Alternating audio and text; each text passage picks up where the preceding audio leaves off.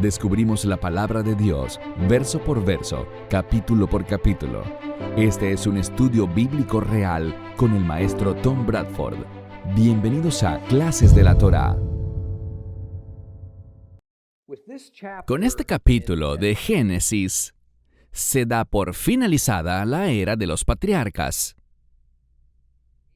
Abraham e Isaac están muertos, y Jacob, ya muy anciano, está en pleno proceso de trasladar a los israelitas de Canaán a Egipto y ponerlos bajo la autoridad de José y Judá. Y pronto, Jacob irá a estar con Dios. Después de trasladar a la familia a Egipto, Jacob tiene un último deber que cumplir: pronunciar esas importantes bendiciones sobre sus hijos. Bendiciones que oficialmente transfieren riqueza, poder, autoridad y responsabilidad a sus sucesores. Veremos la crónica profética de estas bendiciones, comenzando en el capítulo 48, y discutiremos todo el asunto en profundidad cuando lleguemos allí. Es interesante notar el uso de la palabra israelitas en el capítulo que viene, el capítulo 46, porque el clan de Israel ya había crecido lo suficiente como para empezar a otorgarle el estatus de nación. Así que abran sus Biblias en Génesis capítulo 46. Génesis 46.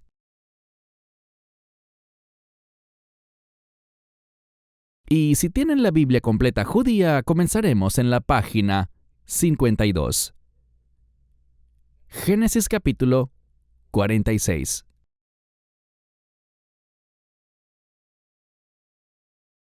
Israel partió con todo lo que tenía y llegó a Beerseba y ofreció sacrificios al Dios de su padre Isaac. En una visión nocturna, Dios llamó a Israel: Jacob, Jacob, o Jacob, Jacob. Él respondió: heme aquí. Y él dijo: yo soy Dios, el Dios de tu padre. No temas descender a Egipto. Allí haré de ti una gran nación. No solo descenderé contigo a Egipto, sino que también te traeré de vuelta aquí, después de que José, haya cerrado tus ojos. Así que Jacob salió de Beerseba. Los hijos de Israel llevaron a su padre Jacob, a sus pequeños y a sus mujeres en las carretas que Faraón había enviado para llevarlos. Tomaron su ganado y sus posesiones que habían adquirido en la tierra de Canaán y llegaron a Egipto, Jacob y todos sus descendientes con él, sus hijos, nietos, hijas, nietas y todos sus descendientes que trajo con él a Egipto. Estos son los nombres de los hijos de Israel que fueron a Egipto: Jacob y sus hijos, Reuben, primogénito de Jacob, y los hijos de Reuben, Hanoc, Falú, Hezrón y Carmí. Los hijos de Shimón, Gemuel, Jamín, Ohad, Jaquín, Zohar y Saúl, hijo de la cananea. Los hijos de Leví, Gersón, Coat y Merari. Los hijos de Yehudá, Onán, Sela, Peretz y Zerach. Pero y Onán murieron en la tierra de Canaán. Los hijos de Peretz fueron Hezrón y Hamul. Los hijos de Yisacar, Tolá, Fúa, Job y Simrón. Los hijos de Zabulón, Seret, Elón y Jaleel. Estos fueron los hijos de Lea, los que le dio a luz a Jacob en Padán Aram, y además su hija Dina. En suma, sus hijos e hijas eran 33. Los hijos de Gad, Sifón, Hagi, Suní, Esbón, Eri, Arodi y Areli. Los hijos de Asher, Imna, Isúa, Isui, Bería y Sera, hermana de ellos. Los hijos de Bería fueron Heber y Malquiel. Estos fueron los hijos de Zilpa, a quien Labán dio a su hija Lea y que le dio a luz a Jacob, 16 personas. Los hijos de Raquel, mujer de Jacob, Joseph y Benjamín. A Joseph en la tierra de Egipto le nacieron Manasés y Efraín, los cuales le dio a luz a Senat, hija de Potifera, sacerdote de On. Los hijos de Benjamín: Bela, Beker, Asbel, Gera, Naamán, Ei, Ros, Mupim, Jupim y Ard. Estos fueron los hijos de Raquel que le nacieron a Jacob. En suma, 14 personas. Los hijos de Dan: Husim. Los hijos de Neftalí: Jazel, Guni, Geser y Silem. Estos fueron los hijos de Bilha, a quien Labán dio a su hija Raquel, y que ella le dio a luz a Jacob. En suma, 7 personas. Todas las personas pertenecientes a la familia de Jacob que vinieron a Egipto, descendientes directos suyos, sin contar a las esposas de los hijos de Jacob, eran en total 66. Los hijos de Joseph que le nacieron en Egipto eran 2 en número. Por tanto, todas las personas de la familia de Jacob que vinieron a Egipto eran 70. Jacob envió a Yehudá delante de sí a Joseph, para que este último indicara el camino a Gosén. Y llegaron a la tierra de Gosén. Joseph preparó su carro y subió a Gosén para ir al encuentro de su padre Israel. Se presentó ante él, lo abrazó y lloró largamente sobre su cuello. Entonces Israel dijo a Joseph: «Ahora ya puedo morir, porque he visto tu rostro y sé que todavía estás vivo». Joseph dijo a sus hermanos y a la familia de su padre: «Subiré a hablar con Faraón. Le diré: mis hermanos y la familia de mi padre, que estaban en la tierra de Canaán, han venido a mí. Los hombres son pastores y ganaderos. Han traído sus rebaños, sus vacas y todas sus posesiones. Cuando Faraón os llame y os pregunte: ¿cuál es vuestra ocupación?, le diréis: tus siervos han sido ganaderos desde su juventud hasta ahora, tanto nosotros como nuestros antepasados. Esto asegurará que viváis en la tierra de Gosén, porque para los egipcios todo pastor es una abominación». Examinemos por un momento lo que debe haber sentido Jacob al dejar Canaán y bajar a Egipto para reunirse con su hijo bien amado, José. Por supuesto, estaba inmensamente agradecido de que su hijo, perdido hacía mucho tiempo, estuviera vivo y pronto estaría otra vez con él. Y ahora estaba seguro de que su clan, las 12 tribus de Israel, sobrevivirían al hambre que azotaba esa parte del mundo gracias a la capacidad de José para cuidar de ellos. Pero Jacob se preguntaba: ¿cuál sería el resultado a largo plazo de su migración a Egipto? Estaba a punto de cumplirse la profecía sobre el destino de los hebreos, dada en un sueño a su abuelo Abraham tantos años atrás. Jacob habría sabido todo acerca de esta profecía y la habría oído de boca de su propio abuelo y luego de la boca de su padre Isaac, y eso lo perturbó. Se sintió ansioso y tuvo miedo. Retrocedamos un momento y recordemos estas palabras proféticas de Dios a Abraham en Génesis 15, versos 12 al 16. Al ponerse el sol, un profundo sueño cayó sobre Abram, y he aquí que el terror de una gran oscuridad cayó sobre él.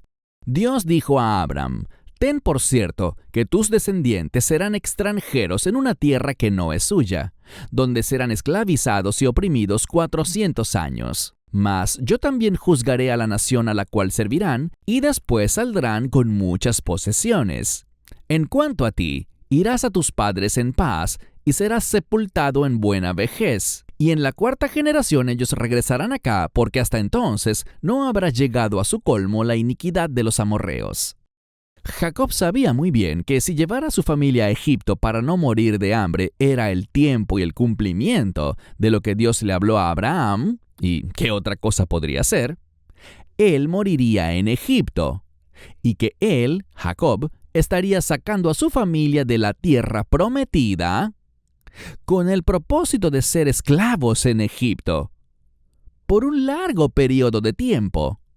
Él sabía que pasarían 4 siglos antes de que su familia volviera a ser libre para regresar a la tierra prometida por Dios a los hebreos. Por cierto, es este mismo pasaje en Génesis 15 el que hace que muchos eruditos bíblicos se convenzan de que una generación bíblica es de 100 años. Porque las escrituras dicen aquí que los israelitas estarán en Egipto por 400 años y también habla de ese tiempo como de 4 generaciones. Y así, luego de que los israelitas empacaron y comenzaron su viaje a Egipto, probablemente saliendo de Hebrón, se detuvieron en Beerseba y allí Jacob tuvo una visión. Y en esa visión, Dios abordó el temor y la angustiosa anticipación de lo que les esperaba a Israel y a su familia. En el versículo 3, Dios le dice a Jacob que no tenga miedo de llevar a su familia a Egipto, porque es allí donde Dios había preparado un lugar para que los israelitas crecieran, desde un grupo más bien pequeño de 70 individuos a una gran nación, y Jacob no tenía ni idea de cuán grande sería esa nación con el tiempo.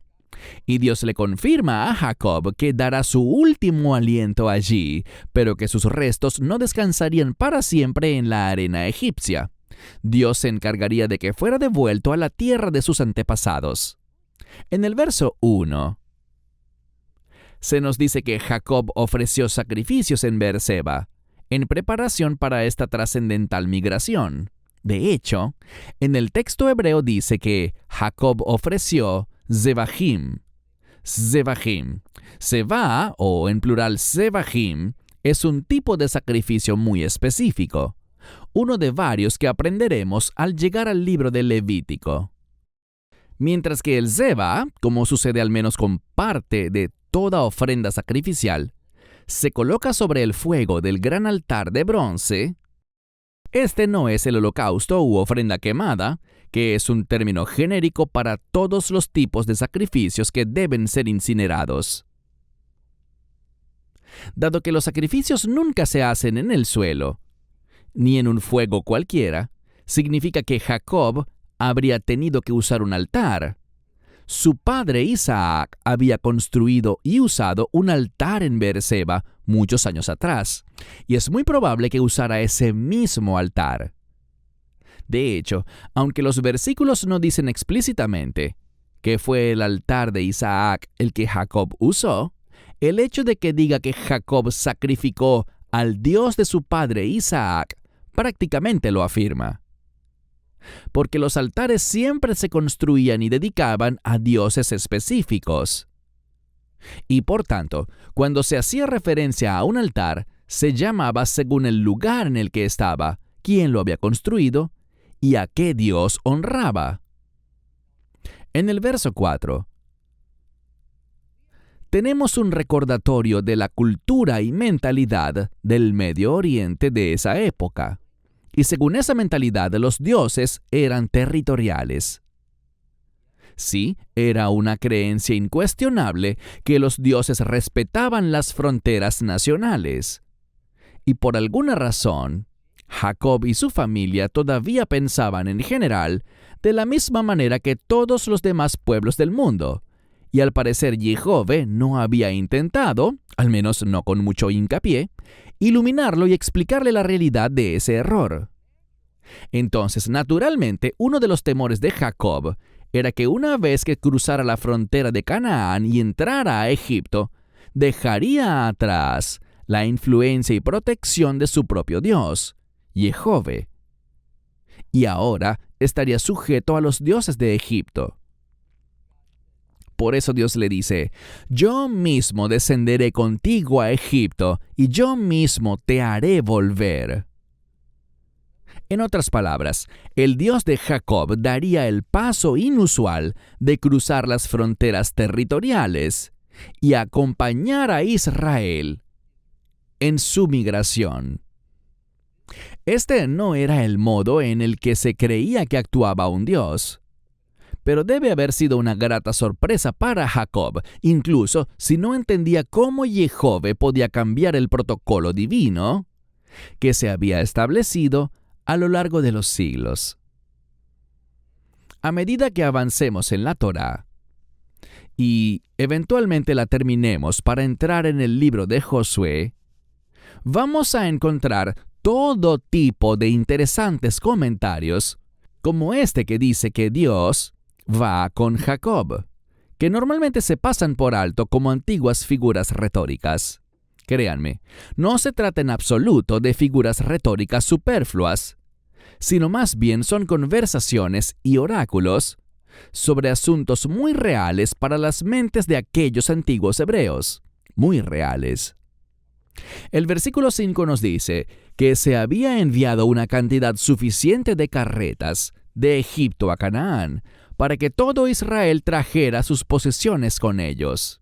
Pero obviamente la posesión más importante de Israel eran las personas, y lo que aquí se nos está comunicando es que toda la familia de Israel se mudó a Egipto. Nadie se quedó atrás.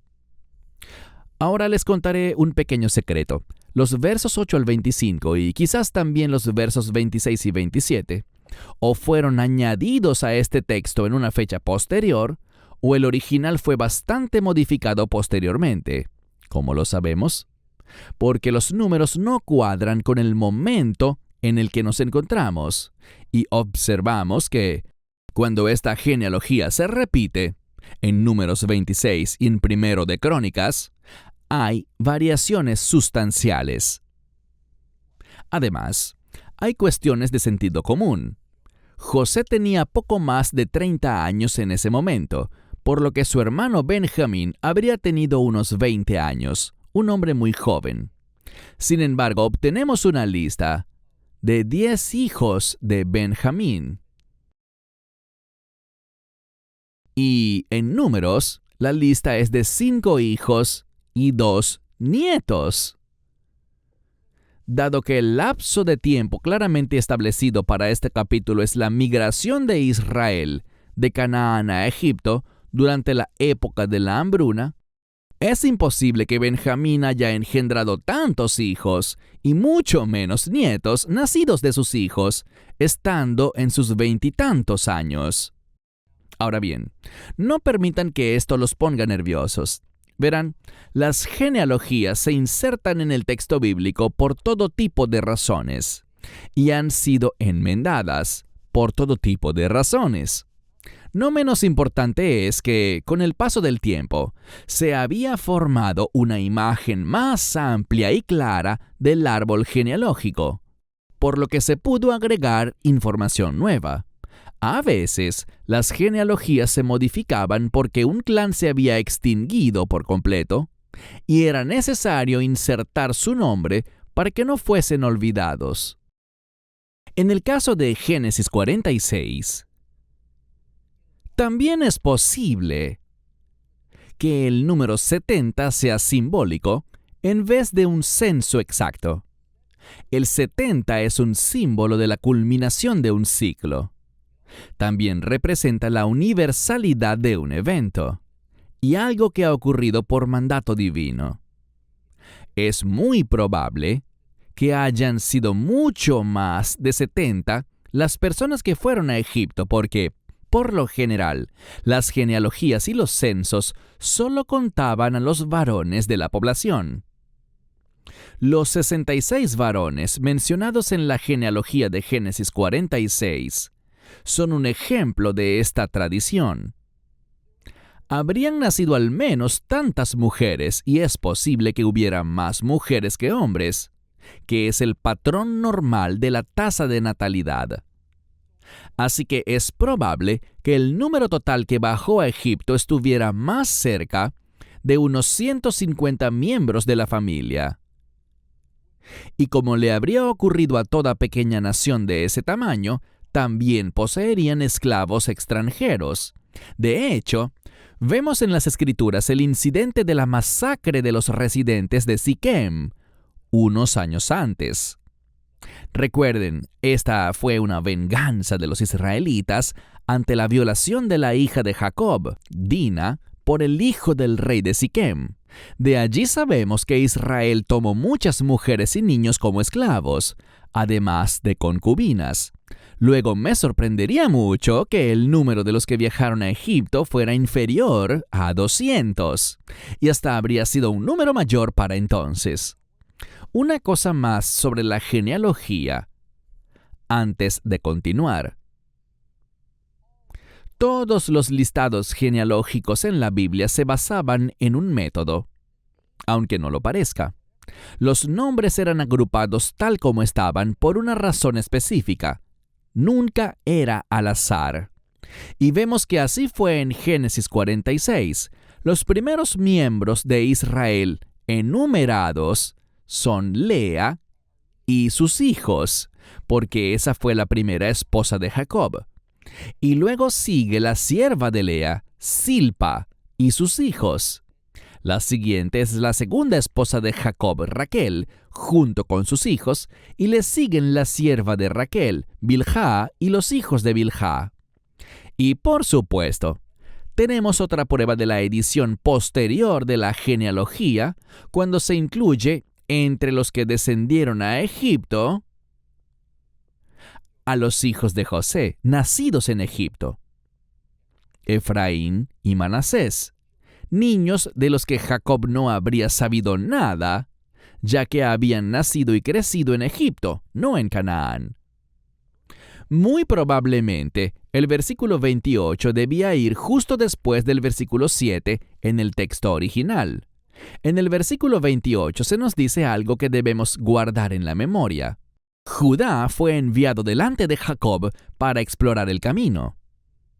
Esta era una tarea para el primogénito. Pero aquí no vemos ninguna mención de Rubén, el primer hijo de Jacob. Aparentemente, Judá había asumido ese papel, pasando por encima de dos hermanos más que por tradición estaban delante de él, Simeón y Leví.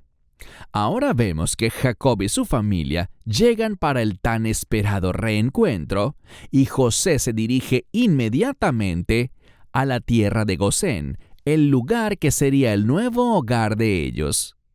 Y se nos habla de la conmovedora escena en la que José, el gobernante de la gran nación de Egipto, se humilla ante su anciano padre y rompe a llorar largamente mientras lo abraza, según dice aquí. Luego José se va a informar al faraón de la llegada de su familia para mostrarle el debido respeto al faraón, y él pueda honrar y dar la bienvenida a Israel de la manera que éste elija. Aquí se usa una terminología que puede resultar confusa. Dice en el verso 31 que José subió para hablar con Faraón. Para nosotros y para el resto del mundo, incluso en este momento, arriba era el norte. Pero ciertamente José no fue al norte desde la tierra de Gosén hasta donde estaba el faraón, porque el faraón residía en Menfis, que estaba a poca distancia hacia el sur. La clave aquí es que Egipto era una tierra dividida y consistía principalmente en dos grandes territorios, uno llamado Alto Egipto y el otro Bajo Egipto. Y por la dirección de la corriente del Nilo, de sur a norte, el Alto Egipto está al sur y el Bajo Egipto al norte, al revés de como lo veríamos tradicionalmente. Entonces, aunque según todas las formas racionales y aceptadas de comunicación, parecería que uno tendría que viajar abajo, hacia el sur, hacia el Alto Egipto desde Gosén, la terminología utilizada simplemente expresa el punto de vista egipcio. Siempre se hablaba de subir si ibas hacia el Alto Egipto y bajar si ibas hacia el Bajo Egipto. En todo caso, como es habitual con jefes de Estado como el faraón, no caben las sorpresas y lo han preparado de antemano para los saludos que brindará a sus honorables invitados, Israel, la familia de José, el primer ministro de Egipto. Pero para cumplir con el protocolo, es necesario que el propio faraón pronuncie sus decretos frente a los representantes de Israel. Entonces, José también prepara a algunos de sus hermanos sobre cuál será el procedimiento y les dice exactamente lo que deben decir para dar cabida al plan que Faraón ya ha decidido para Israel, en una especie de danza kabuki egipcia hebrea. Y al final, el propósito es oficializar que la tierra de Gosén es el lugar que Egipto tiene reservado para Israel. Avancemos a Génesis capítulo 47. Abran sus Biblias en Génesis 47, que en la Biblia completa judía está en la página 53.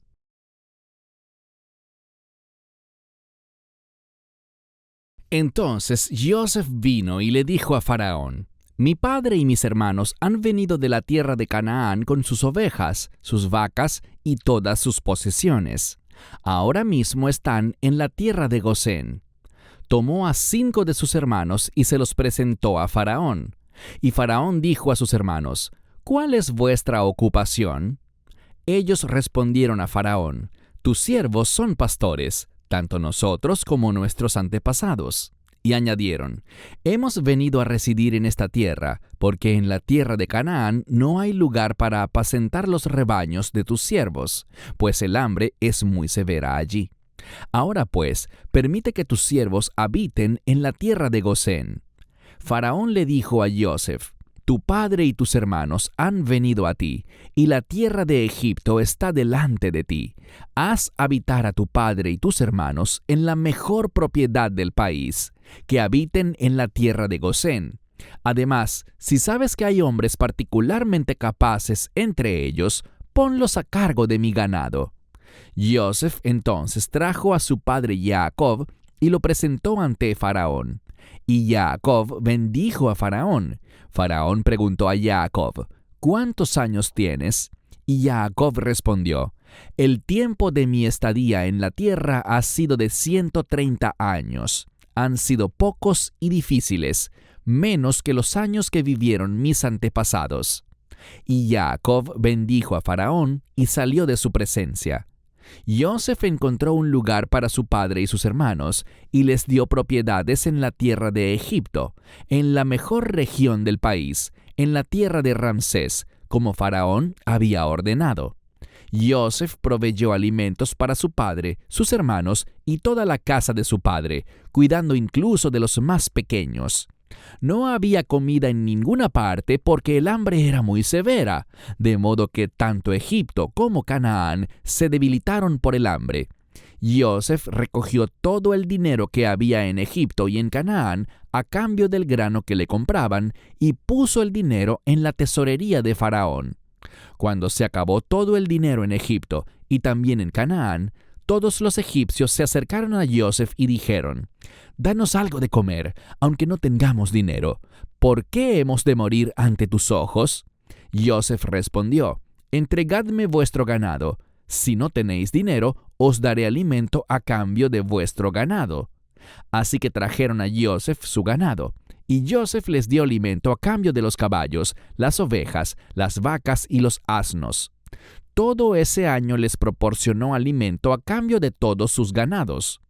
Terminado aquel año, se acercaron de nuevo a Joseph y le dijeron: «No ocultaremos a mi señor que se ha acabado todo nuestro dinero y que los rebaños de ganado pertenecen a mi señor.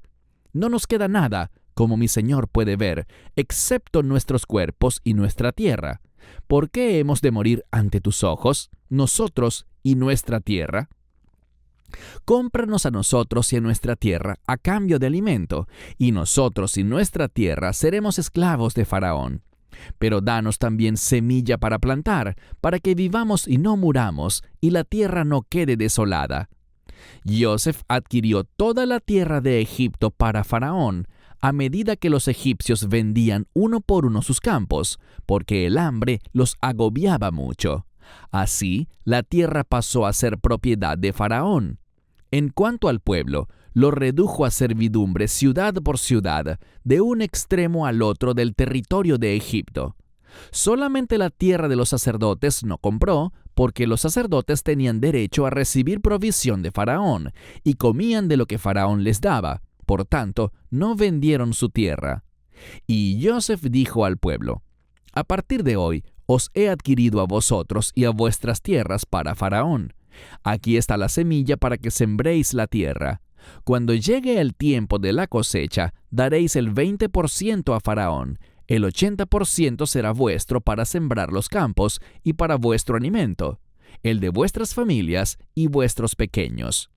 Ellos respondieron: Nos has salvado la vida, así que si le place a mi señor, seremos esclavos de Faraón. Joseph hizo una ley para el país de Egipto, válida hasta el día de hoy, que Faraón debía recibir el 20%. Solo la propiedad que pertenecía a los sacerdotes no llegó a ser de Faraón. Israel habitó en la tierra de Egipto 17 años, adquirieron posesiones en ella y fueron fecundos, y su número se multiplicó en gran manera. Jacob vivió en la tierra de Egipto 17 años, por tanto Jacob vivió hasta los 147 años. Llegó el tiempo en que a Israel se acercaba la muerte, así que llamó a su hijo Joseph y le dijo: Si realmente me amas, pon tu mano debajo de mi muslo y promete que, por consideración hacia mí, no me sepultarás en Egipto. Más bien, cuando duerma con mis padres, me sacarás de Egipto y me sepultarás donde ellos están sepultados. Él respondió: Haré lo que has dicho. Y él dijo: Júramelo. Y él se lo juró. Entonces Israel se inclinó en la cabecera de su cama. Comienza la ceremonia. Y José inicia la agenda previamente planificada, anunciando formalmente al faraón que ha llegado su familia de Canaán. Y por supuesto, en el momento exacto, el faraón pregunta por la ocupación de ellos. Y haciendo su parte, los 5 hermanos elegidos para representar a la familia responden que son pastores y que han venido a pedir al faraón que los deje venir a Egipto, ya que el hambre es tan severa en su tierra natal, Canaán, que ya no se puede sobrevivir allí.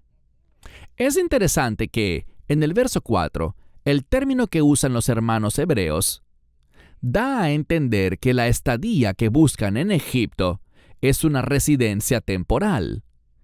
Es decir, ellos desean quedarse en una temporada, ser invitados, pero no quieren ser ciudadanos. Está claro que si bien Jacob sabe que estarán en Egipto por mucho tiempo, o no se lo ha revelado a sus hijos, los que están hablando aquí con el faraón, o probablemente han elegido no creer en una evaluación tan pesimista.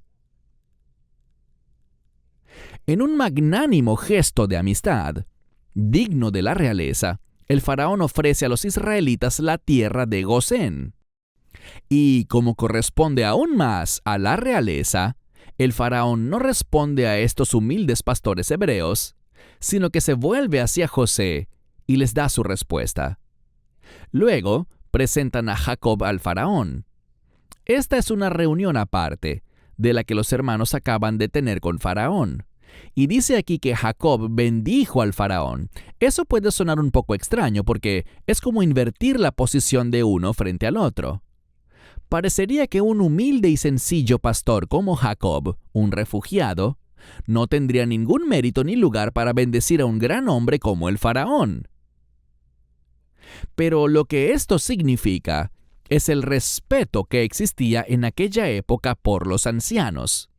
Y Jacob era quizás el hombre más anciano en todo Egipto, quizá el hombre más viejo que Faraón había conocido. Los registros egipcios simplemente no muestran que los egipcios vivieran tanto como los hebreos. De hecho, la vejez de Jacob intrigó tanto a Faraón que le dice a Jacob en el verso 8, ¿cuántos años tienes? Y Jacob responde que tiene 130 años y que la mayoría de esos años no han sido agradables. Pero luego también le dice al faraón que 130 años no es nada, pues sus antepasados vivieron hasta edades mucho mayores. Bien, Jacob y todo su clan se asientan en la tierra de Gosén y allí permanecerán por 4 siglos. Ahora se nos dice que el hambre continuaba incluso más severa que antes y el pueblo egipcio, junto a los extranjeros, llegaron a depender cada vez más del grano almacenado por José, porque el rendimiento de la tierra era cada vez menor. También vemos cómo fue que el faraón no solo obtuvo la propiedad de toda la tierra de Egipto, sino que también extendió la influencia de Egipto a Canaán y el Medio Oriente. Porque cuando a la gente se le agotó la comida y se les acabó el dinero, vendieron su ganado y luego cambiaron su tierra por comida para finalmente venderse a sí mismos al servicio de Faraón, que ya era el dueño de todo. Pero es importante notar que las personas que renunciaron a su dinero, su tierra y su libertad, con quien estaban tratando era con José, el hebreo, pues era él quien daba la cara. Por supuesto, la tierra era inútil para el faraón si alguien no cuidaba los rebaños y manadas que ahora poseía y que labrara la tierra. Entonces José puso al ahora desposeído pueblo egipcio en una relación con el faraón de arrendatario terrateniente respecto a la tierra. Es decir, al pueblo se le permitió permanecer en la tierra que le habían entregado a José y vivir allí, pero tenían que darle una buena porción de su producción como tributo al faraón. Eso debió amargarlos. Este acuerdo, que comúnmente se llama servidumbre, era más un tipo de esclavitud que un negocio. Solo los sacerdotes de Egipto estaban exentos de este acuerdo, ya que ellos dependían del Estado y era obligación de Egipto cuidar de ellos. Aunque lo mencioné la semana pasada, analicemos por un momento lo que debió haber representado José a los ojos del pueblo egipcio e incluso en algunas zonas de Canaán. Porque fue por el plan de José, los decretos y las medidas que él implementó, lo que causó que esa gente se convirtiera en pobres y siervos. Era la cara de José la que la gente veía confiscando tierras y ganado. José, aunque ciertamente le salvó la vida durante ese periodo de hambruna, ahora era su dueño. Él, como representante de Faraón, era dueño de sus tierras y también de ellos. Si queremos ver cómo empezó tanto odio de los egipcios contra los israelitas y el momento en que se abrió el camino firme hacia el cumplimiento de la profecía hecha a Abraham sobre la esclavitud de sus descendientes, debe ser este mismo. Al actual faraón semita, por supuesto, no le habría importado un comino lo que quisiera el pueblo egipcio. Pero años más tarde, cuando el pueblo egipcio derrocó a los odiados extranjeros, los gobernantes Hicsos de Egipto, e instaló un faraón egipcio, eran libres de exigir venganza por 100 años. De ira y envidia acumuladas hacia estos hebreos liderados por José, que les habían quitado su tierra y su libertad. Para empeorar las cosas, lo que vemos en el versículo 27 es que al mismo tiempo que al pueblo egipcio se veía obligado a renunciar a sus tierras a cambio de alimentos para sobrevivir, los israelitas estaban adquiriendo tierras en Gosén. Y en esa tierra que ahora poseían, a diferencia de los egipcios, ellos prosperaron y crecieron dramáticamente en número. Ahora vemos que Jacob viviría 17 años en Egipto antes de morir, a la edad de 147 años. Jacob, el último patriarca, sería el único en morir en suelo extranjero. Pero antes de morir, cuando sabía que su hora estaba cerca, Jacob llamó a José y le hizo prometer que no lo dejaría enterrado en las arenas de Egipto, sino que sus restos serían devueltos a la tierra prometida.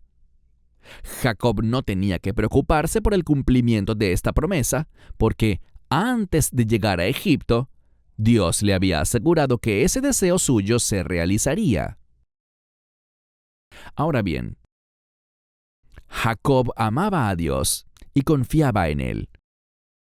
Pero sus ideas en cuanto al modo en que actuaba Dios, en lo que a Jacob concernía, las sacaba de las creencias y tradiciones comunes bien establecidas de todas las culturas del Medio Oriente.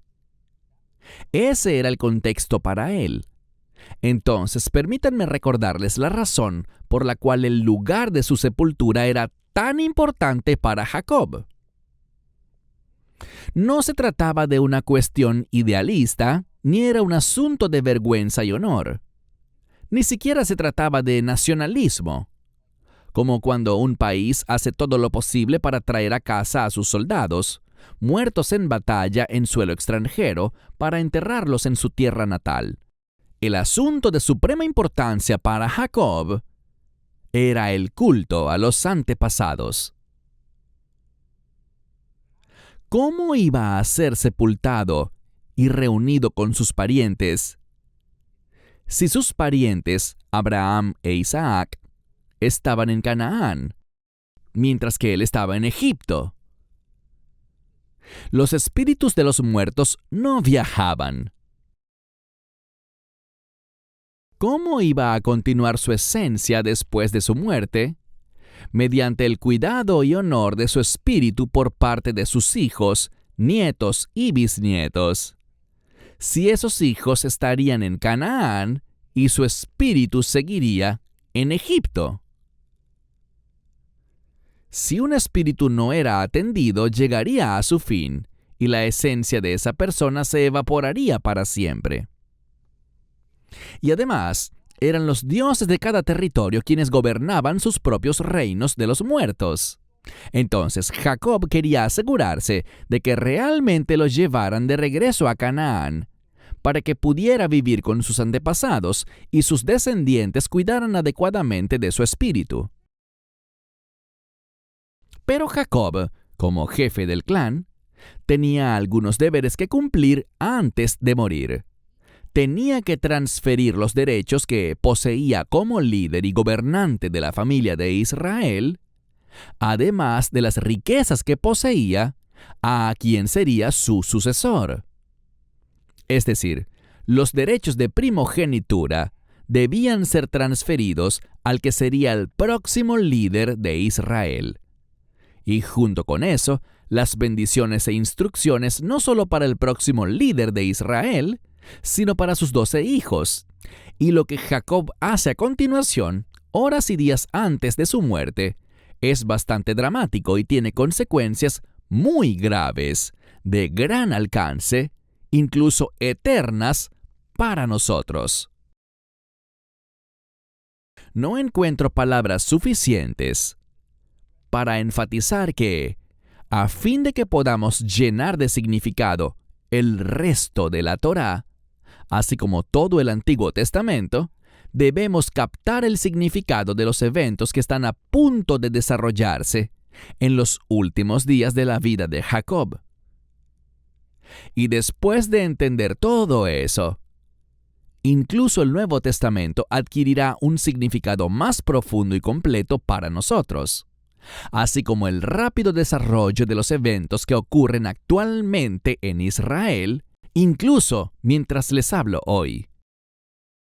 Y esas bendiciones e instrucciones las descubriremos en los 3 capítulos siguientes para llegar al final del libro de Génesis. La próxima semana comenzaremos a ver en detalle esas bendiciones tan cruciales. Para más enseñanzas de un estudio bíblico real, redescubriendo la palabra de Dios con Tom Bradford, visite toraclass.com o descargue la aplicación móvil de TorahClass.